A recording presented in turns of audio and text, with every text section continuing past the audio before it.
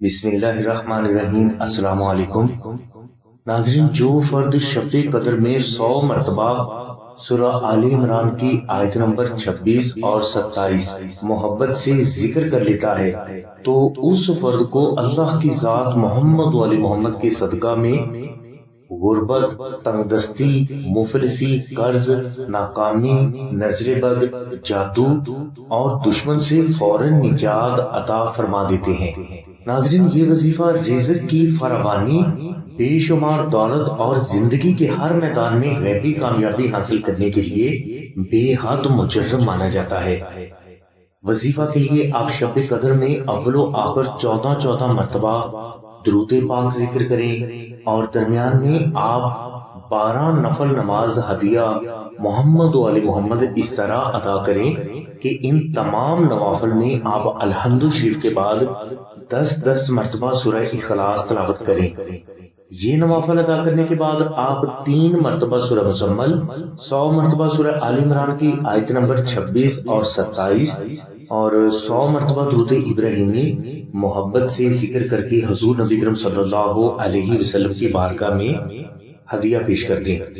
اس کے بعد آپ اللہ کے حضور سجدہ میں جا کر 10 مرتبہ یا عظیمو ذکر کریں اور اسی سجدہ کے دوران آپ اللہ کی بارگاہ سے اپنے لیے رزق کی دعا مانگ لیں۔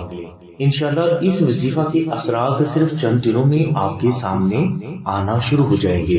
ناظرین، نقش درود ابراہیمی اور فریم درود ابراہیمی کے بھی یہی فوائد ہیں جو کہ آپ کی ہزاروں حاجات کی تکمیل اور لاکھوں مشکلات کا فوری روحانی حل ہے۔ ناظرین، بزرگ فرماتے ہیں کہ سورج مشرق کی بجائے مغرب سے تو نکل سکتا ہے، مگر ایسا ہرگز نہیں ہو سکتا کہ کسی فرد کے پاس رمضان شریف کا نقش درود ابراہیمی ہو اور اس کے جائز مقاصد حل نہ ہو۔ نقش درود ابراہیمی کو آپ 2000 مرتبہ درود ابراہیمی محبت کے ساتھ ذکر کر کے آستانہ سے فری بھی حاصل کر سکتے ہیں، اور اگر آپ استطاعت رکھتے ہیں تو آپ فریم درود ابراہیمی کو اپنے گھر میں رکھیں۔ نقش درود ابراہیمی یا فریم درود ابراہیمی کو رمضان شریف میں اپنے گھر میں رکھنے کے آپ کو حیران کر دینے والے فوائد حاصل ہوں گے۔